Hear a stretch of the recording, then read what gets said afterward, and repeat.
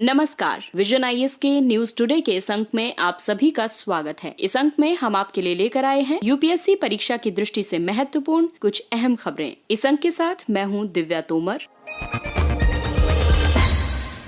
आइए सबसे पहले बात करते हैं इस अंक की हेडलाइंस पर। वैज्ञानिकों ने मानव जीनोम का 100% अनुक्रमण यानी सीक्वेंसिंग को पूर्ण कर लिया है। प्रधानमंत्री ने मरुस्थलीय भूमि क्षरण और सूखे पर संयुक्त राष्ट्र के उच्च स्तरीय संवाद को संबोधित किया। G7 ने इंटरनेट प्रतिबंधों पर भारतीय पक्ष को शामिल किया। भारतीय रिजर्व बैंक ने सूक्ष्म वित्त के विनियमन पर परामर्श दस्तावेज जारी किए। केंद्र ने उच्चतम न्यायालय को सूचित किया कि राष्ट्रीय खाद्य सुरक्षा अधिनियम के 86% लाभार्थियों को 32 राज्यों और संघ शासित प्रदेशों में संचालित एक राष्ट्र एक राशन कार्ड योजना के अधीन लाया गया। अब समाचार विस्तार से। वैज्ञानिकों ने मानव जीनोम का 100% अनुक्रमण पूर्ण कर लिया है। एक अंतर्राष्ट्रीय सहयोग टेलोमेयर टू टेलोमेयर कंसोर्टियम के शोधकर्ताओं ने प्रथम पूर्णतः मानव संदर्भित जीनोम का अनुक्रमण किया है। जीनोम सीक्वेंसिंग का मतलब है किसी जीवधारी में क्षार युग्म यानी बेस पेयर के सटीक क्रम को समझना। एक जीनोम किसी जीवधारी के डीएनए का संपूर्ण समुच्चय होता है। इसमें सभी गुणसूत्र शामिल होते हैं, जिसमें डीएनए और जीन होते हैं। मानव जीनोम में लगभग 3 बिलियन बेस पेयर होते हैं, जो मानव शरीर के निर्माण और उसके रखरखाव संबंधी निर्देशों को निर्मुक्त करते हैं। जीनोम अनुक्रमण दुर्लभ रोगों के जीनोमिक कारणों की पहचान करने में, वायरस के प्रसार और विकास की समझ में सुधार करने में, आनुवंशिक उत्परिवर्तनों की पहचान करने में महत्वपूर्ण है। इसके अलावा ये रोगों के संदर्भ में जनसंख्या स्तर की पूर्व प्रवृत्तियों को प्रकट करने आदि में भी सहायता करता है। जीनोम अनुक्रमण के लिए कई पहलें आरंभ की गई हैं, जैसे भारत से विविध निर्जातीय समूहों का प्रतिनिधित्व करने वाले 1000 भारतीय व्यक्तियों का संपूर्ण जीनोम अनुक्रमण करने के लिए इंडिजेन कार्यक्रम आरंभ किया गया है। ये कार्यक्रम वैज्ञानिक तथा औद्योगिक अनुसंधान परिषद CSIR द्वारा वित्त पोषित है। जैव प्रौद्योगिकी विभाग के तहत जीनोम इंडिया परियोजना का लक्ष्य संदर्भ जीनोम निर्मित करने के लिए संपूर्ण भारत के नागरिकों से 10,000 अनुवांशिक नमूने एकत्र करना है। मानव जीनोम परियोजना संपूर्ण मानव जीनोम के डीएनए अनुक्रम को निर्धारित करने के लिए एक अंतर्राष्ट्रीय शोध प्रयास था। ये परियोजना वर्ष 1990 में आरंभ और वर्ष 2003 में पूर्ण हुई थी।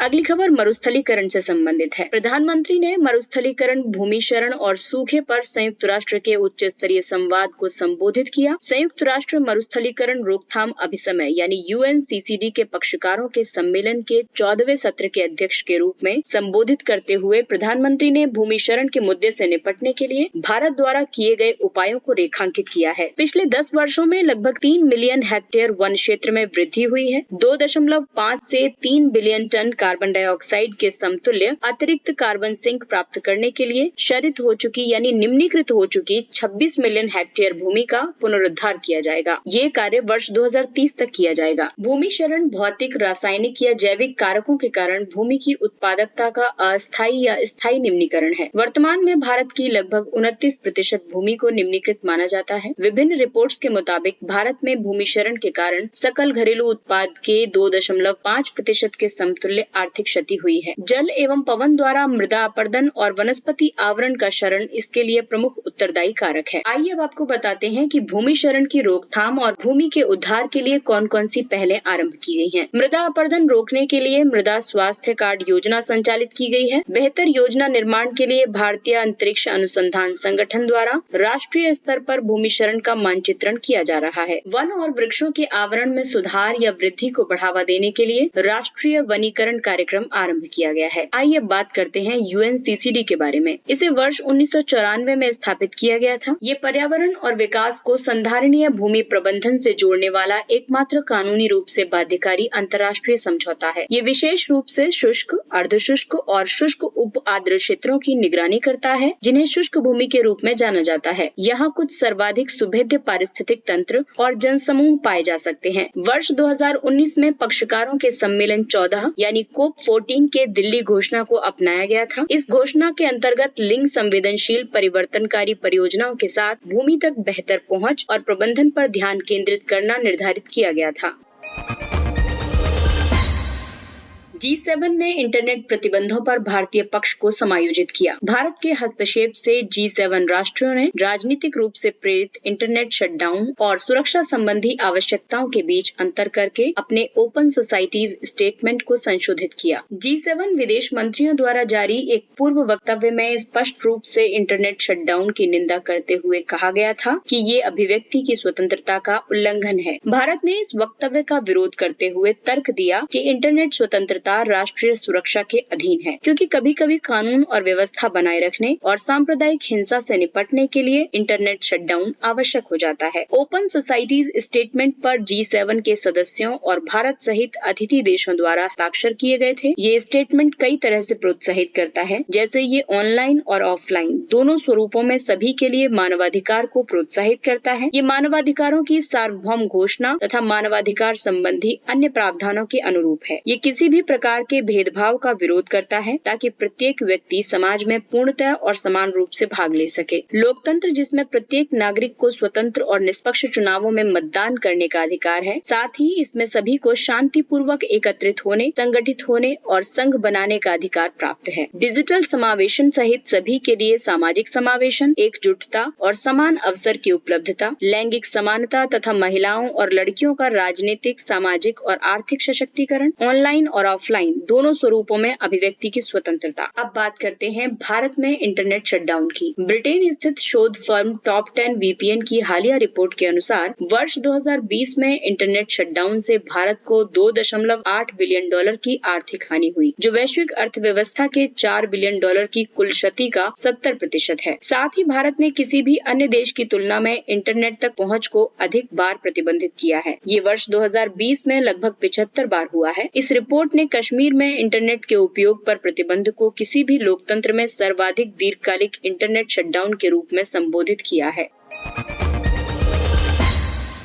भारतीय रिजर्व बैंक ने सूक्ष्म वित्त के विनियमन पर परामर्श दस्तावेज जारी किए। इसका प्राथमिक उद्देश्य सूक्ष्म वित्त उधारकर्ताओं की अति ऋणग्रस्तता से संबंधित चिंताओं का निवारण करना और सूक्ष्म वित्त के क्षेत्र में ब्याज दरों को कम करना है। ये परामर्श पत्र सूक्ष्म वित्त के विनियमन पर मालेगाम समिति की रिपोर्ट के 1 दशक के बाद जारी किया गया है। सूक्ष्म वित्त आर्थिक विकास का एक उपकरण है जो कि निर्धनों को निर्धनता से बाहर निकालने में मददगार होता है। इसमें ऋण के प्रावधान के अलावा कई अन्य सेवाएं जैसे बचत, बीमा, धन हस्तांतरण, परामर्श आदि शामिल है। इसके विभिन्न अभिकर्ता हैं जैसे गैर बैंकिंग वित्तीय कंपनियां, सूक्ष्म वित्त संस्थान, वाणिज्यिक बैंक, क्षेत्रीय ग्रामीण बैंक, गैर सरकारी संगठन आदि भारत में सूक्ष्म ऋण वितरण को सक्षम करते हैं। वर्तमान में सूक्ष्म वित्त का विनियामक ढांचा केवल गैर बैंकिंग वित्तीय कंपनियां, सूक्ष्म वित्त संस्थान पर ही लागू होता है, जो 2.47 लाख करोड़ रुपए के बाजार के लगभग 30% हिस्से को नियंत्रित करते हैं। आइए अब आपको बताते हैं कि इसके विनियमन की आवश्यकता क्यों है। दरअसल इस क्षेत्र में उधारकर्ताओं के पास व्यक्तिगत सौदेबाजी की क्षमता नहीं होती है और उनकी वित्तीय साक्षरता भी अपर्याप्त होती है। सूक्ष्म वित्त क्षेत्रक वित्तीय समावेशन के लिए एक महत्वपूर्ण साधन है। ये व्यवसायों के संचालन, रोजगार सृजन और निम्न आय वाले परिवारों की ऋण तक पहुँच सुनिश्चित करके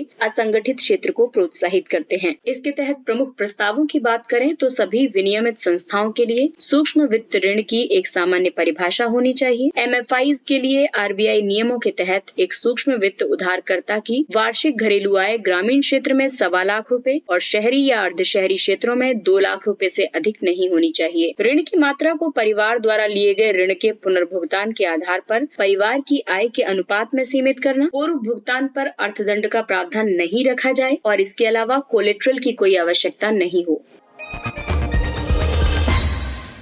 अगली खबर खाद्य सुरक्षा अधिनियम से। केंद्र ने उच्चतम न्यायालय को सूचित किया है कि राष्ट्रीय खाद्य सुरक्षा अधिनियम के 86% लाभार्थियों को 32 राज्यों व संघ शासित प्रदेशों में संचालित एक राष्ट्र एक राशन कार्ड योजना के अधीन लाया गया है। केंद्र ने उच्चतम न्यायालय को सूचित किया है कि शेष 4 राज्यों या संघ राज्य क्षेत्र जैसे कि असम, छत्तीसगढ़, दिल्ली और पश्चिम बंगाल द्वारा राशन कार्ड की पोर्टेबिलिटी को लागू करना इन राज्यों की तकनीकी तत्परता पर निर्भर करता है। केंद्र द्वारा इस संबंध में स्पष्टीकरण मरुस्थलीकरण कोविड-19 महामारी से प्रभावित प्रवासी कामगारों को भोजन उपलब्ध कराने के मामले का सुप्रीम कोर्ट द्वारा स्वतः संज्ञान लेने के बाद प्रस्तुत किया गया था। एक राष्ट्र एक राशन कार्ड का उद्देश्य राष्ट्रीय खाद्य सुरक्षा अधिनियम के तहत राष्ट्रव्यापी राशन कार्ड पोर्टेबिलिटी का आरंभ करना है, ताकि राशन कार्ड धारकों को बिना नया राशन कार्ड प्राप्त किए अपनी रुचि की किसी भी उचित मूल्य की दुकान से अपना खाद्यान्न प्राप्त करने की सुविधा मिल सके। इसका उद्देश्य ये सुनिश्चित करना है कि अंतर्राज्यीय प्रवासन के कारण लाभार्थियों को उनके राशन से वंचित न किया जाए। वर्ष 2011 की जनगणना के अनुसार भारत में 5.4 करोड़ अंतर्राज्यीय प्रवासी हैं। ONORC यानी एक राष्ट्र एक राशन कार्ड योजना को सार्वजनिक वितरण प्रणाली का एकीकृत प्रबंधन नामक केंद्रीय क्षेत्र की योजना के तहत कार्यान्वित किया जा रहा है। NFSA लक्षित सार्वजनिक वितरण प्रणाली के तहत पात्र परिवारों के सदस्यों को केंद्रीय निर्गम मूल्य पर खाद्यान्न प्राप्त करने का विधिक अधिकार प्रदान करता है। वर्तमान सेंट्रल इशू प्राइस के तहत चावल 3 रुपए प्रति किलो, गेहूं 2 रुपए प्रति किलो और मोटा अनाज 1 रुपए प्रति किलो है। इसके तहत 75% ग्रामीण और 50% शहरी आबादी को कवरेज प्राप्त होता है।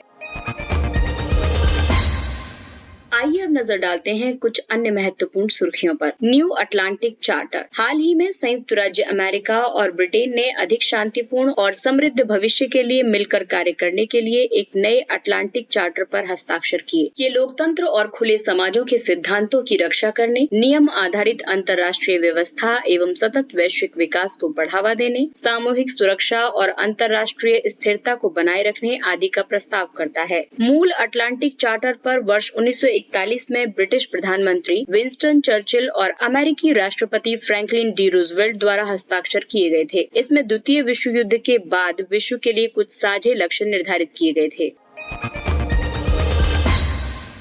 उत्तर अटलांटिक संधि संगठन नाटो। हाल ही में नाटो नेताओं ने चीन को एक सतत सुरक्षा चुनौती के रूप में घोषित किया है। वर्ष 1949 में उत्तर अटलांटिक संधि, जिसे वॉशिंगटन संधि के रूप में भी जाना जाता है, इसके माध्यम से गठित नाटो उत्तर अमेरिका और यूरोप के 30 देशों का एक सुरक्षा गठबंधन है। इसका मुख्यालय ब्रुसेल्स, बेल्जियम में स्थित है। नाटो का मूल लक्ष्य राजनीतिक और सैन्य तरीकों से मित्र राष्ट्रों की स्वतंत्रता और सुरक्षा सुनिश्चित करना है। संयुक्त राष्ट्र चार्टर के अनुच्छेद 51 के तहत नाटो सदस्यों द्वारा एक दूसरे की रक्षा करने की प्रतिबद्धता से संबद्ध सामूहिक रक्षा तंत्र पर आधारित है और ये गठबंधन के भीतर एकजुटता की भावना स्थापित करता है।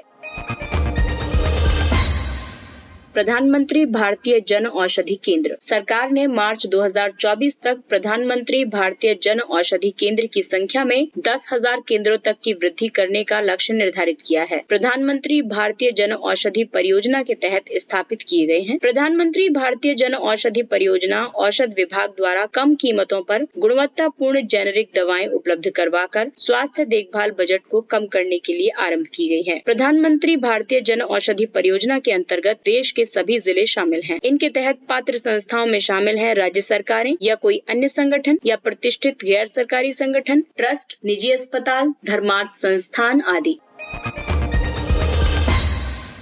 रक्षा उत्कृष्टता में नवाचार आईडेक्स। रक्षा मंत्रालय ने आगामी 5 वर्षों के लिए रक्षा नवाचार संगठन के तहत आईडेक्स को 498.8 करोड़ की राशि के आवंटन को स्वीकृति प्रदान की है। रक्षा नवाचार संगठन एक गैर लाभकारी कंपनी है जो आईडेक्स की रूपरेखा को संचालित करती है। रक्षा उत्पादन विभाग आईडेक्स नेटवर्क की स्थापना और प्रबंधन के लिए रक्षा नवाचार संगठन को निधि जारी करेगा। आईडेक्स का उद्देश्य सूक्ष्म, लघु और मध्यम उद्यमों, स्टार्टअप्स, व्यक्तिगत नवोन्मेषकों, अनुसंधान एवं विकास संस्थानों और शिक्षाविदों सहित उद्योगों को शामिल करके रक्षा और एयरोस्पेस के क्षेत्र में आत्मनिर्भरता प्राप्त करना और नवाचार एवं प्रौद्योगिकी विकास को बढ़ावा देना है। अनुसंधान को बढ़ावा देने के लिए क्रायोजेनिक इलेक्ट्रॉन माइक्रोस्कोपी सुविधाएं। 4 नई क्रायो ईएम सुविधाओं के विकास के साथ भारत का लक्ष्य संरचनात्मक जीव विज्ञान, एंजाइमोलॉजी, लॉइगेंड या औषधि खोज में अग्रणी होना है। क्रायोजेनिक्स वो विज्ञान है जो अत्यंत कम तापमान के उत्पादन और प्रभावों को संबोधित करता है। घोल में जैव अणुओं के उच्च रिजोल्यूशन संरचना निर्धारण के लिए क्रायो ईएम में इसके उपयोग के अतिरिक्त इसका सामान्य तौर पर उपयोग किया जाता है। कम तापमान पर पदार्थ के व्यवहार को समझने के लिए, जैसे प्रतिरोध में कमी, अंतरिक्ष प्रौद्योगिकी में जैसे तरल ऑक्सीजन और हाइड्रोजन के उपयोग में, खाद्य पदार्थों का परिरक्षण, पुनर्स्थापन के लिए मानव शरीर या पशुधन, वीर्य या उत्तक आदि में। जीवन वायु, ये IIT रोपण द्वारा विकसित भारत का अपनी तरह का प्रथम कम कीमत का CPAP उपकरण है। कंटिन्यूअस पॉजिटिव एयरवे प्रेशर यानी CPAP एक उपचार पद्धति है। इसका उपयोग नींद आश्वासन यानी स्लीप एप्निया या अन्य फेफड़ों की समस्याओं जैसे फेफड़ों का पूर्ण विकास न होना या कोविड-19 से फेफड़ों की क्षति जैसी श्वास लेने की समस्याओं वाले रोगियों के लिए किया जाता है। ये विद्युत के बिना भी कार्य करता है और अस्पतालों में दोनों प्रकार की ऑक्सीजन उत्पादन इकाइयों जैसे कि O2 सिलेंडर और ऑक्सीजन पाइपलाइनों के लिए अनुकूलित है। भारी ताला सचस्ता पानी, ये एक मांसाहारी सरीसृप है जो 240 मिलियन वर्ष पहले अस्तित्व में था और उस पारिस्थितिकी तंत्र में सबसे बड़ा शिकारी हो सकता है। ये पूर्व में अज्ञात एक जीनस और प्रजाति से संबंधित है जिसे भारी ताला सचस्ता पानी कहा जाता था। तेलुगु में भारी का अर्थ है विशाल, ताला का अर्थ है सिर और सचस मिस्र के मगरमच्छ के सिर वाले देवता का नाम है। ये जीवाश्म येरापल्ली संरचना की चट्टानों में पाए जाते हैं जो कि तेलंगाना में प्राणहिता और गोदावरी बेसिन में निर्मित चट्टानें हैं।